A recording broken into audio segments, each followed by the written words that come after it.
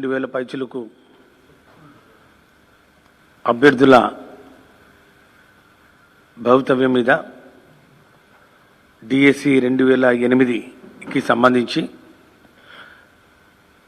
దీర్ఘకాలికంగా అపరిష్కృతంగా ఉన్నటువంటి ఆ యొక్క అభ్యర్థుల భవితవ్యానికి సంబంధించి ఒక కీలకమైన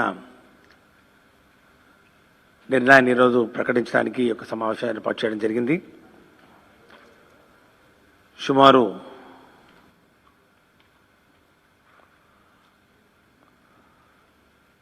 13 సంవత్సరాలకు సంబంధించినటువంటి అంశం ఇది.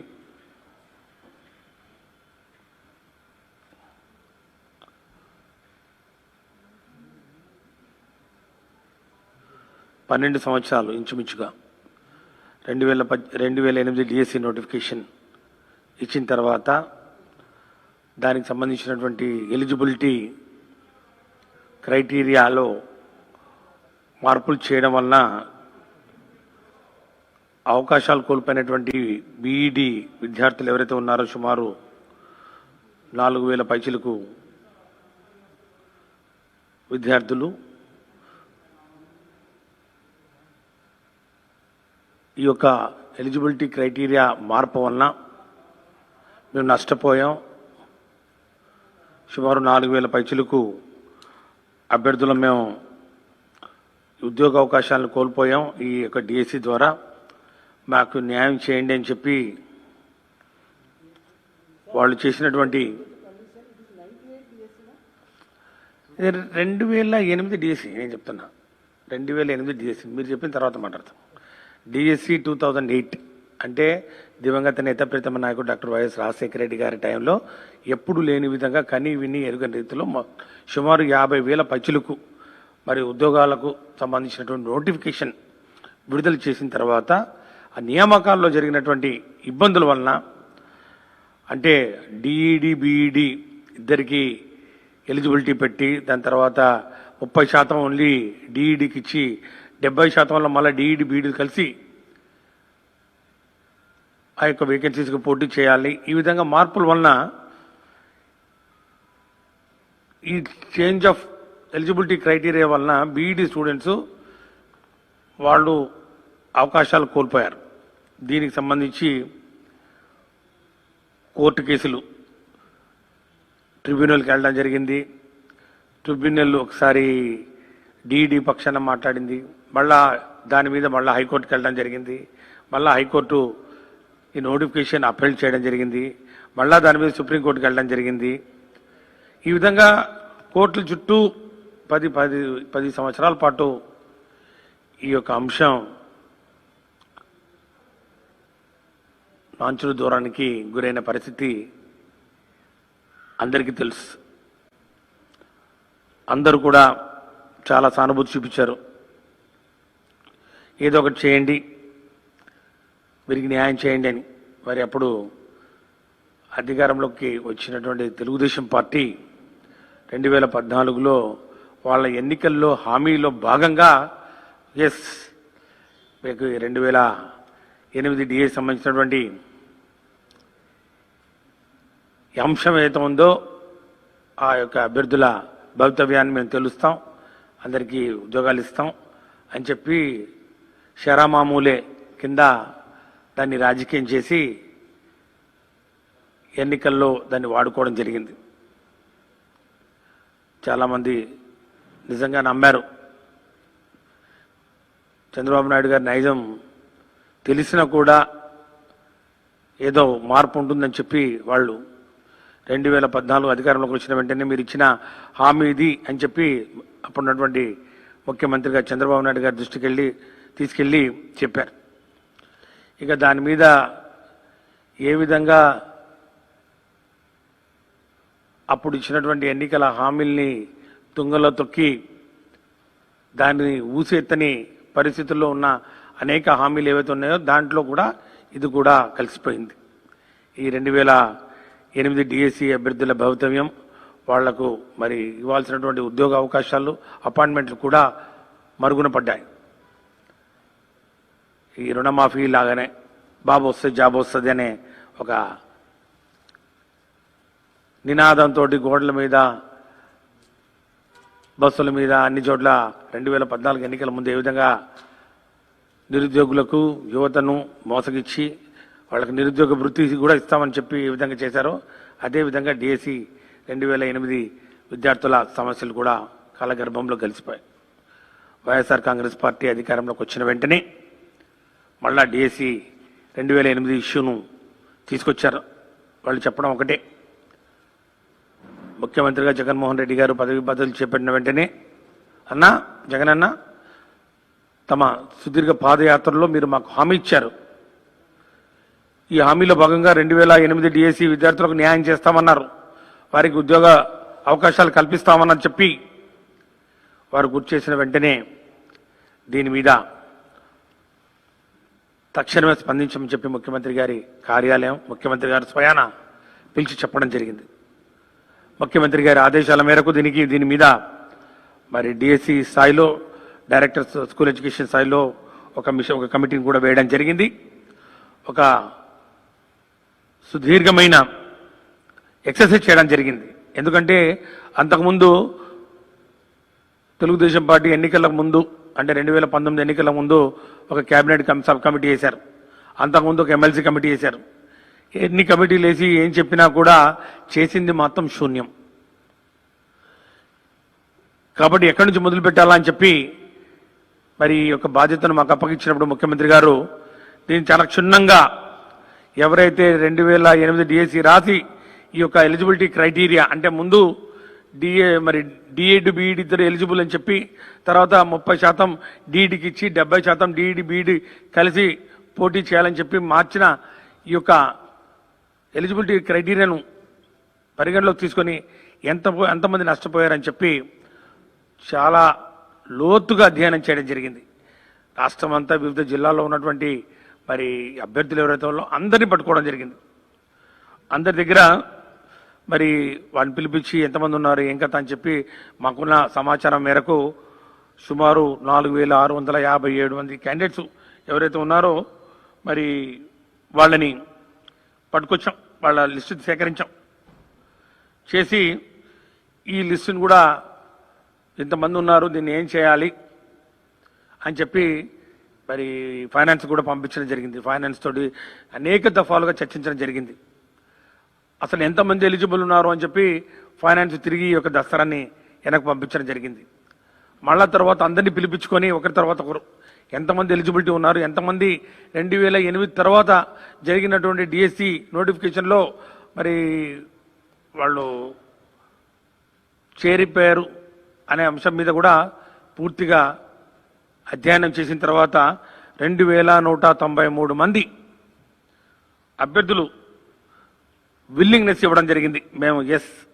మేము ఉన్నాం, మాకు ఒక మినిమం టైం స్కేల్లో మెరిగిన మమ్మల్ని తీసుకుంటే మేము పనిచేయడానికి సిద్ధంగా ఉన్నాం ఈ యొక్క ఎస్జిటి పోస్టుల్లో అని చెప్పి వారు విల్లింగ్నెస్ ఇవ్వడం జరిగింది.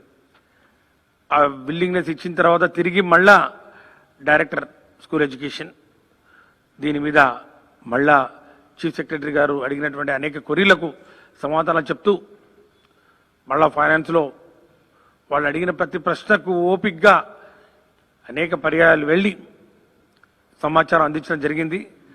అందించిన తర్వాత ఈ యొక్క 2193 మంది అభ్యర్థులు ఎవరైతే ఉన్నారో నష్టపోయారో వీరు తమ విలువైన సమయాన్ని కూడా కోల్పోయారు. 12 సంవత్సరాల సుదీర్ఘ నిరీక్షణ మరి తర్వాత మరి వీరికి ఏదో ఒక జీవన భృతి కల్పించాలి వీళ్లకు. ఈ యొక్క డిఎస్సి 2008 ఈ నియామకాల ప్రక్రియకు ఒక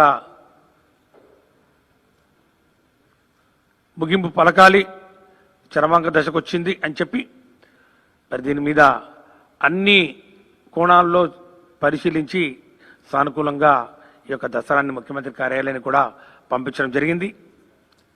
మరి దీని మీద చర్చించి మరి ముఖ్యమంత్రి గారి స్వయాన ఈ యొక్క అంశాలు అయితే చెప్పడం జరిగిందో వీరు ఈ యొక్క 2193 మంది అభ్యర్థులు ఎవరైతే ఉన్నారో ఫైనాన్స్ క్లియర్ చేసినారో మరి ఆ మానవతా దృక్పథంతో ఒక ప్రత్యేకమైన పరిస్థితుల దృష్ట్యా దీనికి మాత్రమే వర్తించే విధంగా ఈ యొక్క 2008 డిఎస్సికి మాత్రమే వర్తించే విధంగా ప్రత్యేకమైన పరిస్థితుల్లో మానవతా దృక్పథంతో ఖచ్చితంగా ఈ 2193 మంది క్యాండిడేట్స్కు మినిమం టైం స్కేల్లో ఎస్జిటీలుగా తీసుకోవాలని చెప్పి సూత్రప్రాయంగా ముఖ్యమంత్రి గారు దీనికి ఆమోదం తెలిపారని చెప్పడానికి చాలా సంతోషిస్తున్నాం.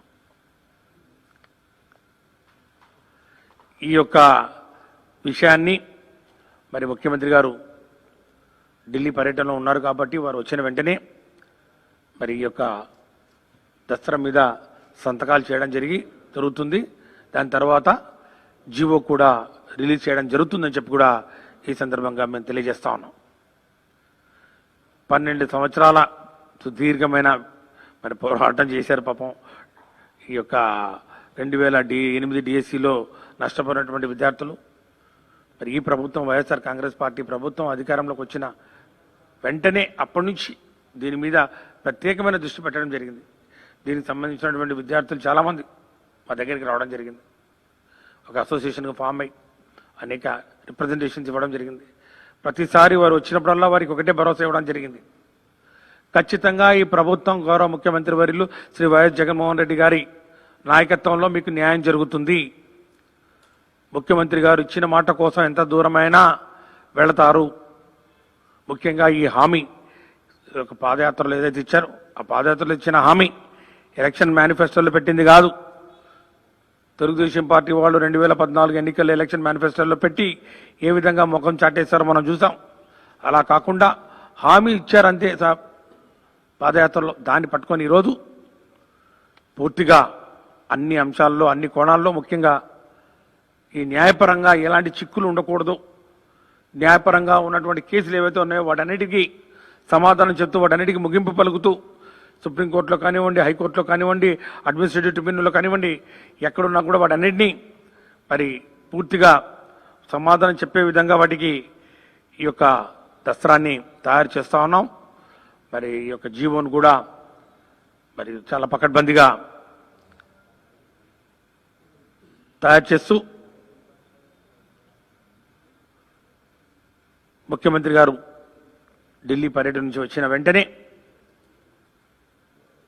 ఈ యొక్క దస్త్రం మీద మరి సంతకాలు చేయడం జరుగుతుంది. దాని తర్వాత జీవో కూడా రిలీజ్ చేయడం జరుగుతుందని చెప్పి కూడా ఈ సందర్భంగా నేను తెలియజేస్తా ఉన్నాను. కాబట్టి ఈ 2008 డిఎస్సి యొక్క అభ్యర్థుల యొక్క సమస్యలకు ఈరోజు ఒక ముగింపు ఇస్తా ఉన్నాం. ఒక మంచి ఆనందకరమైనటువంటి ఒక న్యూస్ తోటి వాళ్ళందరినీ ఏ ఒక్కరిని కూడా వదలకుండా అందరికీ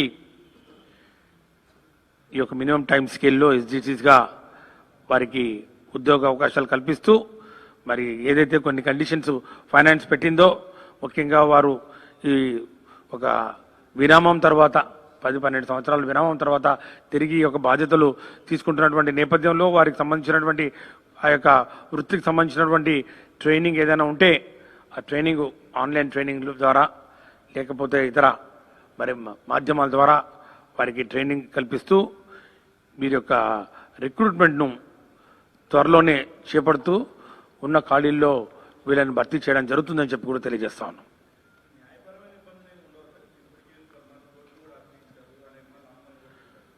ఇప్పుడు ఎవరికి ఇబ్బంది కలగకుండా డిఈడి వాళ్ళు వాళ్ళకి ఇవ్వాల్సినటువంటి పోస్టు వాళ్ళకి ఇచ్చేసాం. వాళ్ళ యొక్క నోటిఫికేషన్ ప్రకారం మారిన నోటిఫికేషన్ ప్రకారం లబ్ధి పొందిన వాళ్ళు డిఈడి వాళ్ళు కాబట్టి డిఈడి వాళ్ళు లబ్ధి పొంది వెళ్ళిపోయారు.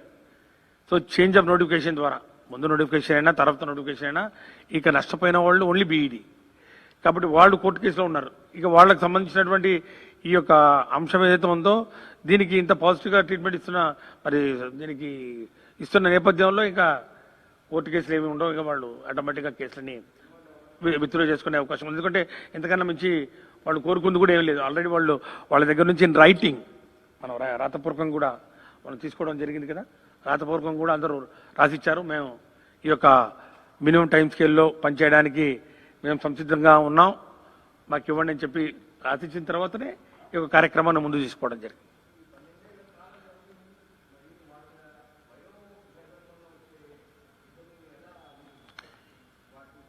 అది ఎంత ఇప్పుడు వాళ్ళకు ఈ రోజు నుంచి ఎప్పుడు ఇస్తే ఆర్డర్ ఇస్తారో ఆ రోజు నుంచే కౌంటింగ్. అప్పుడు కూడా ట్రైనింగ్ ఇస్తే కానీ వాళ్ళు ఈ యొక్క ఉద్యోగాల్లో వాళ్ళు మరి పని చేయలేని పరిస్థితి ఉంది. కాబట్టి మరి ఆ టైం ఏదైతే మీరు చెప్తా ఉన్నారో ఆ టైం గంగాధర్, ఆ టైం మరి గత ప్రభుత్వాలు చేసినటువంటి తప్పిదాలకు వాళ్ళు బలైపోయారు. 5 సంవత్సరాల కాలం వృధా చేశారు. అంతకుముందు కేసులు కోర్టు కేసులో తిరిగారు. కాబట్టి ఇది కోర్టుకు సంబంధించింది కాకుండా కేవలం వైఎస్ఆర్ కాంగ్రెస్ పార్టీ ప్రభుత్వం, గౌరవ ముఖ్యమంత్రి వర్యులు దీనికి ఒక ముగింపు పలకాలని మేమంతటా మేము ఈరోజు ముందుకొచ్చి, కోర్టులు ఎవరు మాకేం డైరెక్షన్స్ ఇవ్వలేదు, సుప్రీంకోర్టులు కానివ్వండి ఎవరు ఏమీ మాకు చెప్పలేదు, హైకోర్టు ఏమీ చెప్పలేదు. మేము మానవతా దృక్పథంతో వీరికి అవకాశాన్ని ఇస్తున్నాం. దానికి వాళ్ళు పూర్తిగా సంసిద్ధతను వ్యక్తం చేస్తున్నారు. రేపు సోమవారం మరి వారు కూడా ముఖ్యమంత్రి గారిని కలుస్తారు. మరి వారి సమక్షంలోనే ఆ యొక్క దసరా మీద సంతకం పెట్టడం జరుగుతుందని చెప్పి కూడా తెలియజేస్తూ, ఇక 2018 డిఎస్సి 2018 డిఎస్సిలో కూడా చాలా వరకు ఆ నోటిఫికేషన్లో 7,042 పోస్టులు ఏవైతే ఉన్నాయో నోటిఫై చేసినవి ఇప్పటికే 6,361 పోస్టులు వివిధ కేటగిరీలకు సంబంధించినటువంటి మరి అభ్యర్థులకు అపాయింట్మెంట్స్ ఇవ్వడం జరిగింది. కోర్టు కేసులకు సంబంధించి కొన్ని పోస్టులు, ముఖ్యంగా ఈ వ్యాయామోపాధ్యాయులు, స్కూల్ అసిస్టెంట్స్ కానివ్వండి, ఫిజికల్ ఎడ్యుకేషన్ టీచర్స్ కానివ్వండి, అట్లాగే తెలుగు పండిట్స్ కానివ్వండి, వీళ్ళకి సంబంధించి కొన్ని పోస్టింగ్స్ కోర్టు కేసుల నేపథ్యంలో ఇవి పెండింగ్లో పడిపోయాయి. ఈరోజు నేను మరి వాటిలో కొన్నిటిని క్లియర్ చేస్తూ సుమారు 486 పోస్టులు ఏవైతే ఉన్నాయో స్కూల్ అసిస్టెంట్ ఫిజికల్ ఎడ్యుకేషన్, అట్లాగే ఫిజికల్ ఎడ్యుకేషన్ టీచర్స్, ఎస్జిటి, పీఈటీలు, ఎస్ఏ స్కూల్ అసిస్టెంట్ పీఈటీలు, వీళ్ళకి సంబంధించి 486 పోస్టులకు ఈరోజు రాత్రికి నుంచి అపాయింట్మెంట్ ఆర్డర్స్ కూడా వారికి విడుదల చేస్తున్నామని చెప్పి కూడా తెలియజేస్తానికి సంతోషిస్తా ఉన్నాం. ముఖ్యంగా ఇవన్నీ గత ప్రభుత్వం కోర్టు కేసుల్లో ఇవి పెండింగ్లో పడి కాలయాపన చేస్తూ నిలిచిపోయినటువంటి ఈ పోస్టింగ్స్ ఏవైతే ఉన్నాయో వీటన్నిటినీ, ఆ కోర్టు కేసు అన్నింటినీ క్లియర్ చేస్తూ ఈరోజు ఈ అపాయింట్మెంట్ ఆర్డర్స్ ఇచ్చే స్థాయికి తీసుకురావడం జరిగింది. ఇక మిగిలిపోయిన ఓన్లీ 374 పోస్టులు, 374 పోస్టులు మాత్రమే ఈ language pundits, school assistant Telugu సంబంధించి ఒక రిట్ పిటిషన్ పెండింగ్లో ఉన్న నేపథ్యంలో ఇవి మాత్రమే మిగిలిపోయినాయి. వీటికి కూడా త్వరలో ఏజీ కూడా చెప్పడం జరిగింది. ఇవి క్లియర్ చేసి వీరికి కూడా అపాయింట్మెంట్ ఆర్డర్స్ ఇవ్వడం జరుగుతుందని చెప్పి కూడా మనం చేసుకుంటా ఉన్నాను. ఇక లేటెస్ట్ డిఎస్సికి సంబంధించి ముందుగా ఆ ప్రక్రియను తీసుకునే ముందు టెట్ ఎగ్జామ్ ఒకటి జరపాల్సిన అవసరం ఉంది.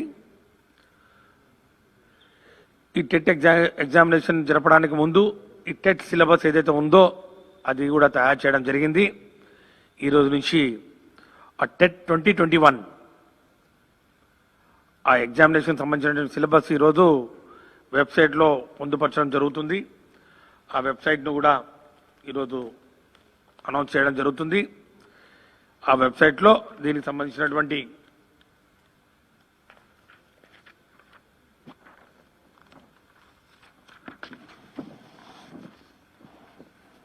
AP TET 2021 examination syllabus will be uploaded in aptet.apcfss.in, aptet.apcfss.in. ఈ వెబ్సైట్లో అది పొందుపరచడం జరుగుతుంది. దానికి సంబంధించినటువంటి హార్డ్ కాపీస్ కూడా ఇప్పుడు మీ అందరికీ ఇవ్వడం జరుగుతుంది. ఈరోజు అది కూడా ఓపెన్ చేయడం జరుగుతుంది. ఇవన్నీ లేటెస్ట్ సిలబస్ ఏదైతే ఉందో ఈ మారిన టెక్స్ట్ బుక్స్ ఉన్నాయో ఏవైతే ఉన్నాయో మనం వాడుతున్నామో దానిని బేస్ చేసుకొని ఆ సిలబస్కి అనుగుణంగా ఈరోజు ఈ యొక్క టెట్ సిలబస్ను ఫ్రేమ్ చేయడం జరిగింది. దానికి సంబంధించినటువంటి క్వశ్చన్ పేపర్స్ ఏవైతే ఉన్నాయో 2 question papers 1A 1B and 2A 2B. So ఇవన్నీ దానికి సంబంధించిన గైడ్ లైన్స్ కూడా అన్ని ఇందులో పొందుపరచడం జరిగింది. ఇప్పుడు దీన్ని రిలీజ్ చేద్దాం.